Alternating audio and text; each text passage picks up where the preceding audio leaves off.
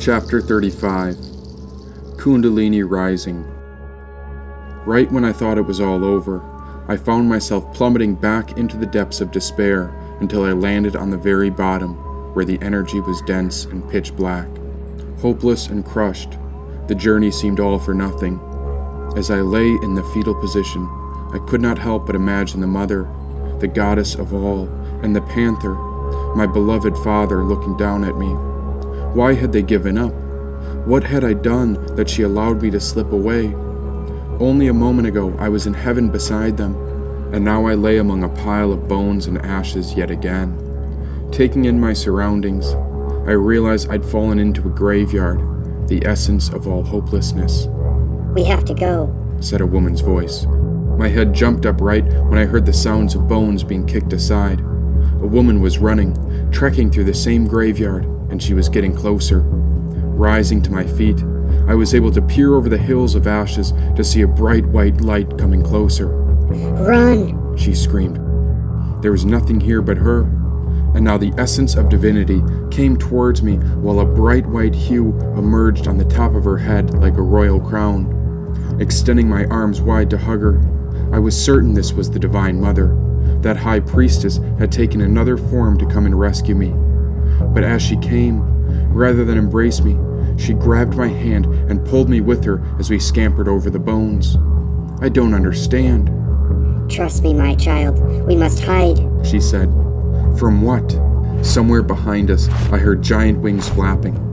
It was not until I heard the screech of the dragon that I knew we were doomed. This woman pulled me onward, but her light was too bright. Everywhere she went, we stuck out like glowing candlelight.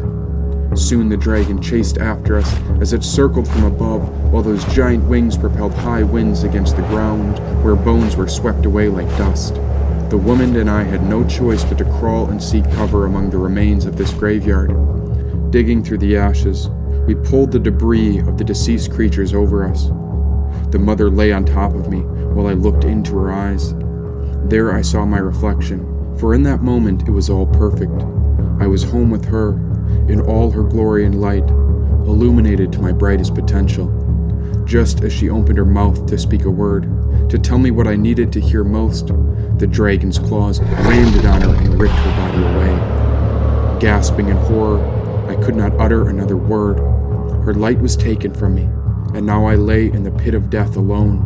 And if I cried out for her, I too would be dead. But without her light, was there any use to go on living?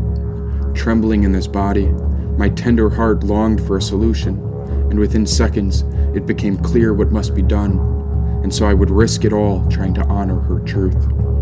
Peering through the darkness, my eyes followed the trail of her light, where I saw the dragon take her to a high mound towering over the deceased carcasses that had fallen victim to the dragon. Vultures circled her from above, and as the beast settled on top of the mountain, it began tying her to a post with her arms tight behind her back. The beast pulled the bandana over her eyes when the mother's light illuminated this dragon's 7 long necks, with only 6 heads towering out over this pit of despair. One of its 7 heads had been severed and cut free, while the other 6 began peering over the land to come back in search of me. Sly like a snake and simple like a dove, my layers were smudged with ashes while the dragon's wings fluttered from above. Standing beside a giant bone, I took hold of the club and began tiptoeing up toward the vulture mountain. I remember what my mother had given up for me. It was she who sacrificed her own life to give me an experience of my own. Yes, she was the reason the universe was eternal, because the universe does not live for itself, but rather it gives life to others as it transforms. I felt the flame of our light burning from within the center of my soul. Brother Fire's flames were silent, but my heart was powerful and strong. Covering myself with more ashes, I became one with the emptiness of death, where my soul belonged. Running toward the mother, she was tied so tight that she started to choke, and that's when I heard the panther's roar within my soul when the Heavenly Father spoke. You must always trust yourself and have faith that you belong. You won't always be right, but be fearless of being wrong. Remember, you've been through battles no one else would dare attack. This is your moment to rise up and never look back. Every true original walked a path they paved. Be certain and determined. Be confident and brave. Fear is a dream killer. You have to prove it wrong. Being afraid doesn't make you weak, but overcoming makes you strong. Approaching the edge of the Vulture Mountain where my mother was held captive, I saw the scavengers flying high over her, waiting to feast upon her body. Creeping over the bones and ashes, goosebumps erupted over me like a shield of divine armor. The Father continued speaking through the depths of my mind. With any leap of faith, there's the possibility you'll fall, but the most dangerous risk is risking nothing at all. Fear the sky with no moon, be afraid of a brutal storm, but whatever you fear, face every form. Trekking higher up the mountain to where the Divine Mother of Light was tied up, I saw there were 8 giant swords thrust into the ground around her. As long as I could reach her, then I could cut away the restraints that bound her to the post. One step after the other, I traversed to the peak of Vulture Mountain in silence while the dragon flew over the land in search of me. Now the Father whispered again when I heard his voice flowing through my third eye. Life is about possibility beyond traditional thought, because you have what it takes, but it takes everything you've got. It's why things seem impossible until they're actually done. Start believing you can win before the battle has begun. Among exhaustion and pain, have faith at all costs. Give all your strength and trust that no cause is lost. Never surrender to likelihood. Do not forfeit to probability. If the idea can exist, then there exists a possibility.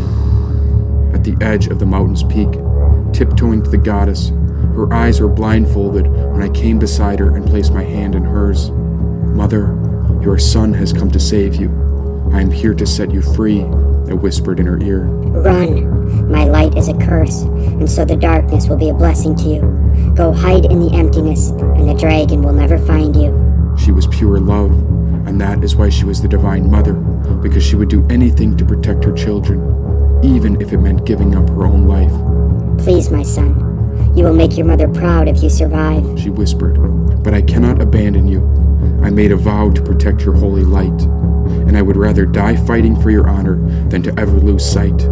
Let the dragon come after us, but I will not give up on my Divine Mother, for I am one of your warriors who swore to protect the life of all others.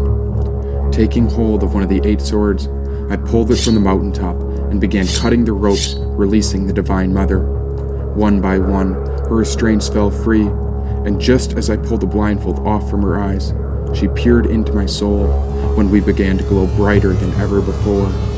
The dragon screeched as its wings beat violently over the pit of death below. Standing atop Vulture Mountain, I stepped in front of the mother as the dragon came hurling towards us. Covered in ashes, I raised the sword high and roared like my father as I was ready and willing to die. The dragon's darkness swallowed me like an eternal night's bedsheets and covers. The dragon's 6 heads began devouring me, while only death was left to discover.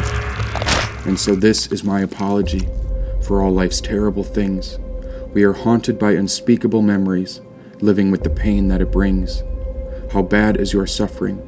Was it death in the family or despairing depression? Hidden behind every soul's eyes is an unseen oppression. I cannot feel your pain.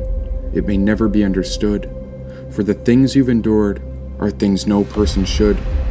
Even though it happened, search for faith over dismay. It was never your fault that it happened this way. Helpless and hopeless, death was like a demon, and it was calling my name. But before it finished me off, I witnessed the mother make sounds no boy could ever explain. Her rage grew far worse than mad, for I was her only child, and now the Divine Mother began glowing red when her wrath turned wild. What started as a seed of the mother's love had become more ferocious than a megalodon shark. Multiple arms grew out from her body, and I watched the purest woman turn dark. Only a moment ago she appeared simple and chaste, but now deathly screams howled through the air. I watched the mother face the dragon after she transformed into a giant bear. Roaring through the darkness, even the dragon tried to hold its ground, but the mother took a stand and she would not back down. Then her form changed again, turning crazy like a pregnant tigress. Supreme and almighty, the Divine Mother was devastating and righteous. Leaping at the dragon, her form transmuted into an ancient snake. Taking a bite out of one of the 6 heads, I watched the dragon's neck break. The beast cried out in pain. Only 5 heads remained. The dragon flew away and deserted the Divine Mother, leaving me dripping in blood stains. Mother, I am dying. Remind me of your name before I go.